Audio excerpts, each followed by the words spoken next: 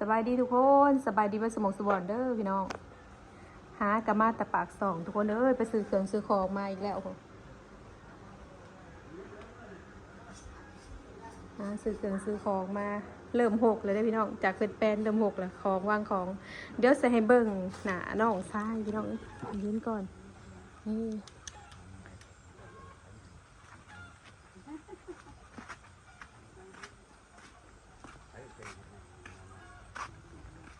หันหน้ามาด้วยนี่ทุกคนดองทรายสบายดีสบายดีสบายดีด้วยอันนี้เมียอีพ่อคนนี้นะอันนี้ยายก้วนเมียคุณพ่อดองทรายได้ทุกคนปลูกแคมป์คนนี้ละหลายคนอาเซียคู่ว่ามาจะใส่เกาหลีเกาหลี เอกเกาหลีรอแห้งวะเกาหลีเลยหาก็เห็นบ้านเห็นเมือง8 ปีหาก็เห็นบ้านเนาะเฮ้ยเนาะ8 ปี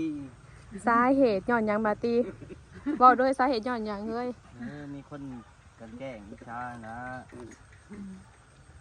มีคนกันแกล้งพี่น้องเอ้ยมีคนแบบประวังดีอิจฉาเด็กน้อยลาไปแจ้งตำรวจป้าจับไปแจ้งตำรวจมาจับละว่าผู้นี้นะคะค้ายาเสพติด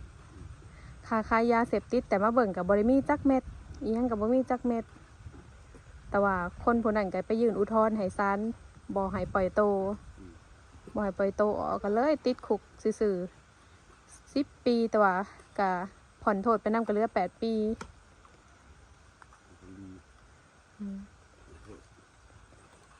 ผู้หาเรื่องหาราวใส่กะชีวิตเขาเจ้าก็บ่ได้มีความสุขดอกซุมื้อนี้ก็ได้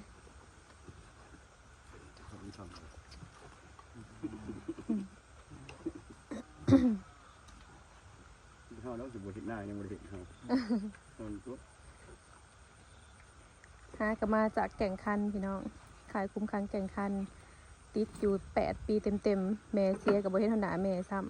ำคอยน้ำน้องอยู่บ่เฮ็ดเท่าหน้าแม่มันหัวมีกะให้ได้เบิ่งทำหน้าคือกันอยู่พี่น้อง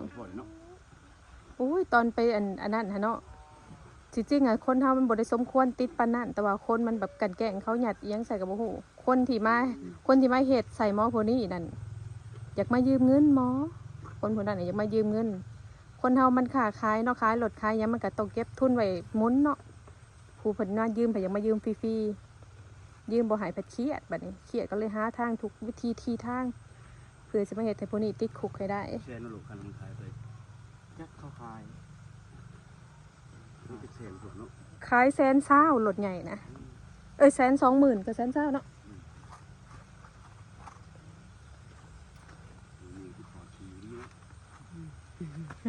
ใส่ยังก็เลยใส่ละเลยตัวจะแยกมาใส่ต้มเนาะใส่ต้มเลยใส่ต้มนะพอเวลาแบบต้มแล้วเอานี่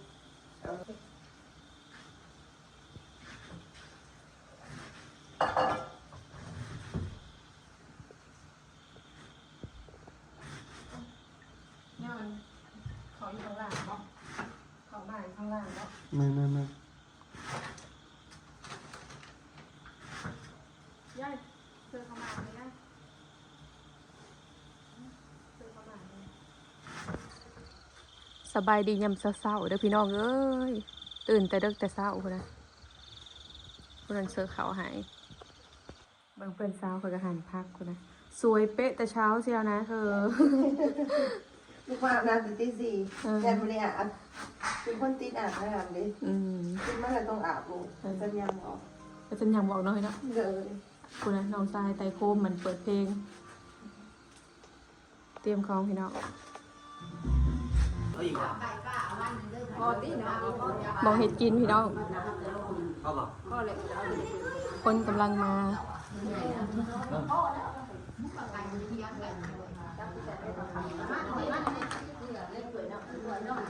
ห่อนบ่ปั่นให้มันเย็นบ่เด้นะเสียบนี่ได้ปักนะเด้นะเนาะ หัวที่ใส่มา บ่แม่นเอาเขาไว้นั่นแล้วบ่เฮ้ยบ่ได้ให้ในตู้นะเฮ้ยเย็นไว้เลยแบบนี้เนาะ มีบ่เห็นบ่เฮ้ย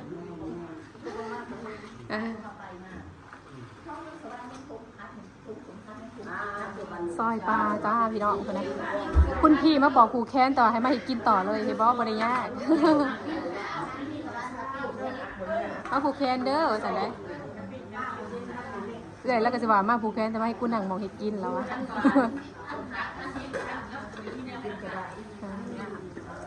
อันตัวนี้น้ำเอียงน้ำขี่ปลาย่อใส่แล้วยังคุณพี่สะใจกลมบัก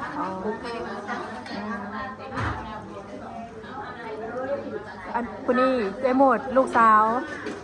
พี่น้องคืออันเอื้อยบอมเป็นพี่น้องเอื้อยเจ้าของนะทุกวันตะวันลูกอีพ่อเอ้หมดเราอยู่บ้านนาว่าคนนั้น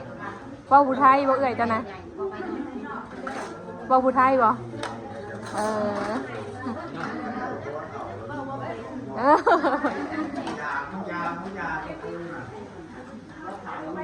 แล้วยังบ่ได้มาอยู่คือมาสวยแต่ว่าบอกมันแล้วเฮ้ยมันคือมาสวยแท้ฆ่าคนตายด้วยสงสัย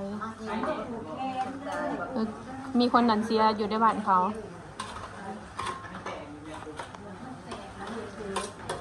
ใช่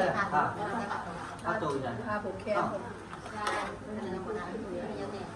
นี่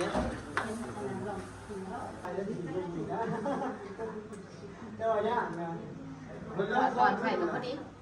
หลายคนแม่จังก่อนต่างหลายคนอยู่ในประเทศนี้นะ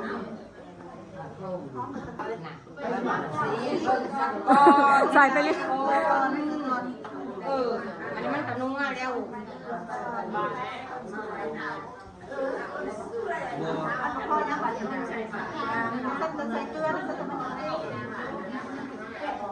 ปรุงไปปรุงมาเข้มจะแบบโบมันจะเป็นโบมันจะน้องจะว่างได้เสียงว่า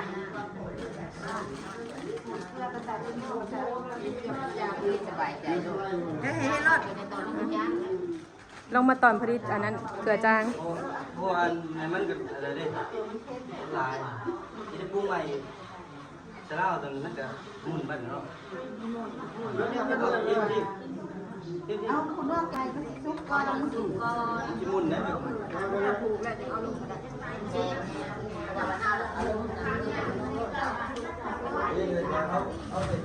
โทษด้วยนะไปไหนเด้อ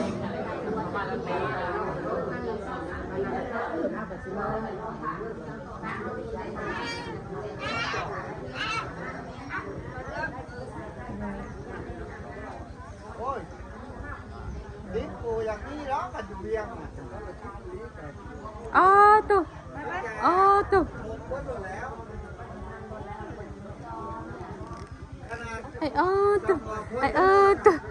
สบายดีนะลูกสบายดีนะสบายดี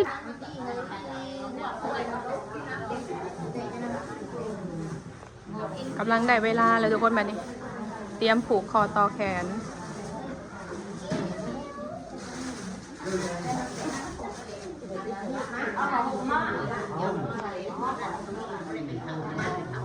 ผ้าห่มเอาผ้าห่มพื้นได้ก็ได้เลย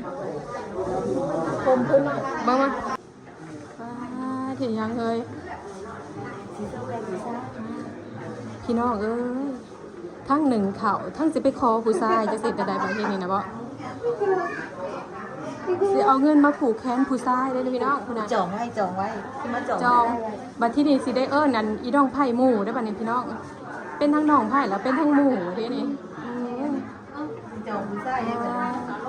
จองผู้ชายไว้20,000 20,000จองผู้ชายไว้20,000จองไว้เลิศเลิศปาดเลิศแฮงเลิศแท้เลิศว่าเลิศแฮงอีหลียังวะ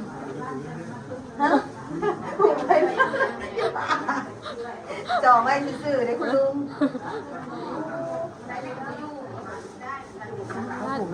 คำเด้อคำเอาคำหนึ่งบาทเด้อว่าเอามาเต่งค่ะอันนี้ไว้ซื่อมีคำ20,000พอเดี๋ยวรอถามไปบอกก้อนผัดผูกแค่นี้พี่น้องแบบว่าอารมณ์แบบว่าผู้หญิงมาขอผู้ชายนะจ๊ะวันนี้งานปลูกแขนน้อยเลยนะจ๊ะเนี่ย 20,000 บาทจ้าทุกคน นี่ ค่ะเลิศแฮงเพื่อนสาวและน้องไผ่ ถ้าเป็นหมูถ้าเป็น ทั้งเป็นหมูทั้งเป็นน้องไผ่ สองน้องเขาไว้ นี่โอเคถามไปพอกันพี่น้องเอาแต่ผู้สาวก็ได้เนาะแล้วหลานเอารถ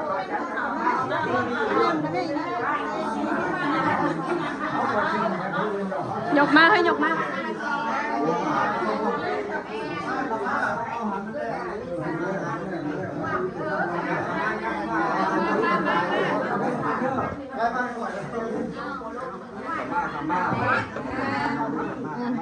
อันนี้ก่อนป่ะอันนี้ มัน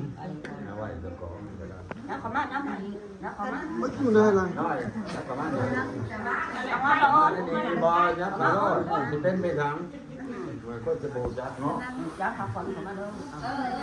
พี่น้องเอ้ยนี่คือมาแต่งผู้ชายนะนี่ ก็ร้ายนะ จับไปเลยจับหลับนี่แหละมือนี่เป็นเรื่องงามยามดีแล้วพ่อเขาพ่อแก่พ่อเขาพ่อแม่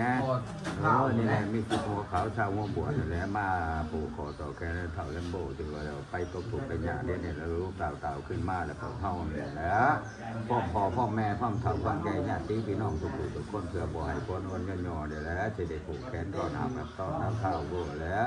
ให้เท่าอยู่ดีมีแห้งแล้วจิตมาได้เท่ามีสุขภาพแข็งแรงอยู่ดีมีแห้งตั้งแต่นี้ต่อไปเอาอายุวันนู้นทุกคนพลังงอกเป็นงอก ซา ผูกแขนตัวมา เอาให้ผู้พอผู้ก่อนป่ะให้ผู้เฒ่าผู้ก่อน โตแล้วผู้ใหญ่บ่ไก่ผมมีบ่ขาว หน่วยไข่ได้หน่วยไข่เนี่ยบ่ได้ปะ เล่ไก่ ไข่ได้ไข่ เขาใช่ไหมเขาใช่ไหม หน่วยไข่ ไก่ นะ ขาว ใช้ ก็ น้ำ ใจ ยา ได้ ลูกไก่ ไข่เอาใช้น้ำยา โจมใส่เดียวเลยนะเฮ้ยเอาแต่ยังใส่กับไก่ก็มันเชื่อเยอะเยอะมันจะยกมือเอา ป้า โอ้ยจะหาเสื้อเขาบอกเขาบอกเขาเถอะเขาบอกเขา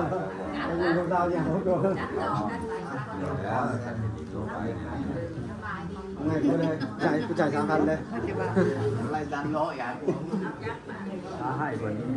ดีสอนซะพอนี่แหละผูกแขนหักจับแค่แมวผูกคนใส่ควรจะมาผูกคนกลัวควรจะอยู่นี่แหละไปดูอยากเลยไล่ผ้าปีกลับมาอยู่ในบ้านในเพื่อนกับมีพ่อมีแม่มีไอ้มีน้องที่บริหินเด็กฟ้าเลยผูกแขนเอาเจ้าให้เจ้าอยู่ดีไม่แห้งมีสุขภาพแข็งแห้งตั้งแต่นี้ต่อไปที่จะได้ให้มาจะได้ย่างไปทางใต้มีคนสวยนี่ย่างไปทางเหนือมีคนสวยให้เด้อควรอยู่ไปให้ได้กลับมา กลับมาจอดตั้งแต่นี้ต่อไปแล้วเจ้าเหลือปันไปแก้วให้เจ้าอยู่ยังไม่แย่เอาสั่งเลยพ่อ ป้าโต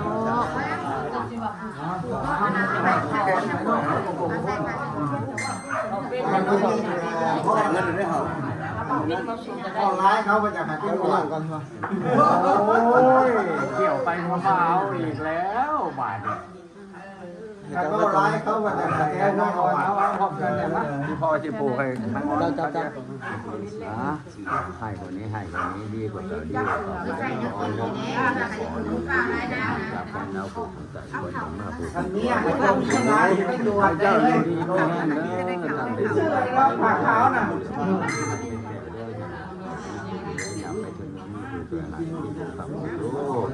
และกินอะไรก็มา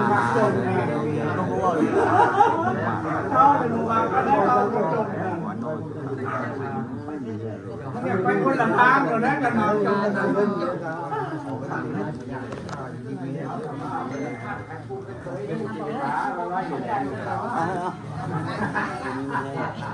ไม่กับคนเรามาจมแน่นะครับเฮาเป็นลูกเคยนะเนี่ยเป็นลูกสาวเป็นไม่ห่างกันเลย ก็ผูกกันผูกนั่นตั้ง20,000ไม่ได้ผูกก็ล้นผูกเอาผู้ชายมาขอผู้ชายวันนี้20,000เลยวันนี้เลิศแทง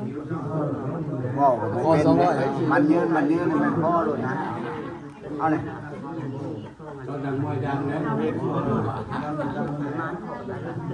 ตีไก่มาบักไว้อยู่เนาะ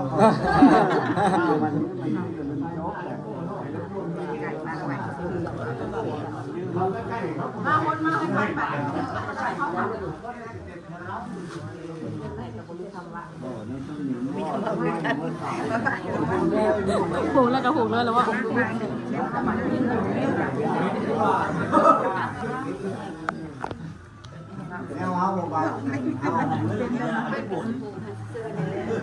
อยู่ดีไม่แห้งต้องการอยู่ดีไม่แห้งกันลำด้วยอันนี้หมูเป็นหมูบาโบหมูน้องซ้าย2 คนมานำกัน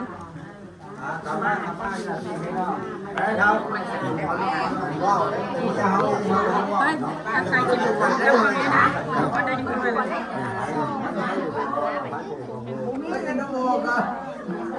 มีกิจการวัวไม่สิบไหนนะสุดขาวเลยนะเอากระถางสูตรเหรอคือบอกเท่านี้นี่ผมมีเขาก็จะขายเขาไปซื้อแหวนผ่าชุบมือช่วงนักหนาว่าจะคนสร้างลายใช่โอ้ยกระน้องไผ่ตัวโบเรื่องว่าไผ่เลยนะต้องย้องป้าก็แล้วถือไอ้เฮ้ย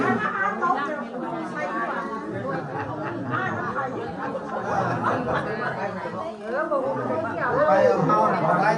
แต่พี่แต่เมาเลยจะมามันทิมจะทำ ผูกเลยต้องผูกแล้วต้องเข้าไป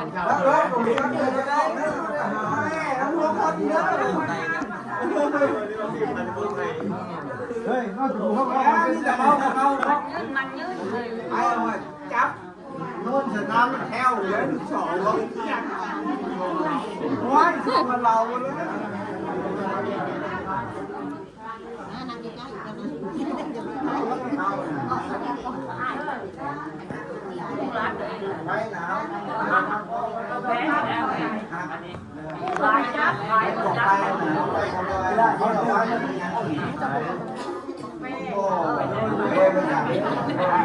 โอ้ยอัน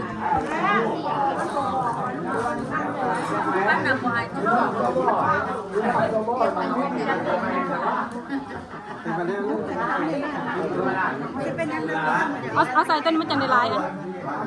มันจะได้ใหญ่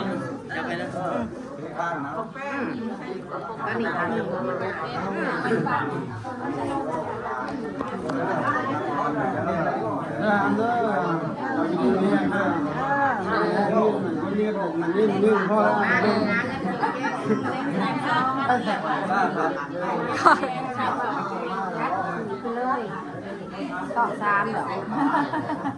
4ไปเลยแมลงแค่แล้วแล้วร้านรถเนาะ แล้วช่องตะกอนมันบางคันนั่นแหละแล้วมันเอาคันใหญ่มันคันใหญ่แล้วมันบางกับมันลงมันเอาแต่คันน้อยบอเอามือขาหนึ่งถือคันก็ได้มือขาหนึ่งถือคันแล้วก็ขาหนึ่งโค้ง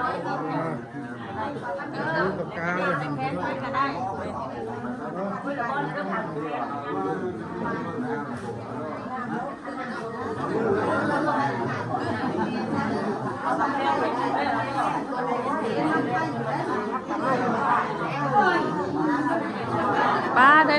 ลืมผูกอีน้องไผ่หมูซ้ำ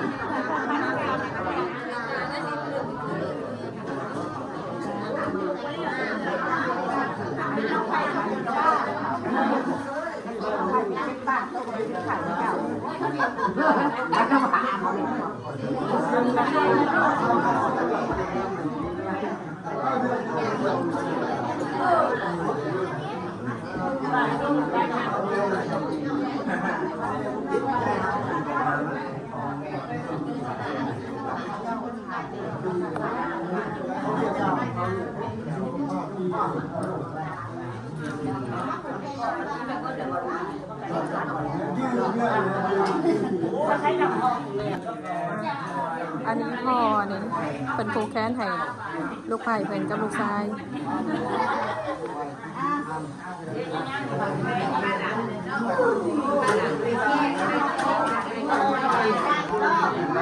ใ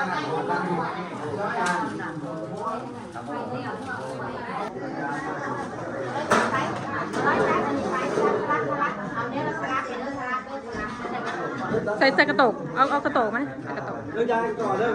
โอ้มันจะไปใช้นี้หมาวันนี้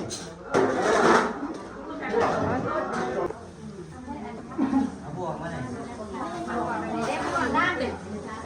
ยายพาเขาแบบบ้านๆแล้วพี่น้องกินแบบบ้านๆโอ้ยบัวยังมีร้านอยู่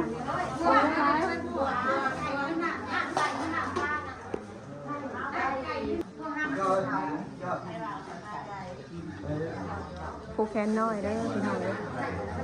อันผูกแขนใหญ่มีการกางโต๊ะอันนี้เขาเจ้าเอิ้นผูกแขนน้อย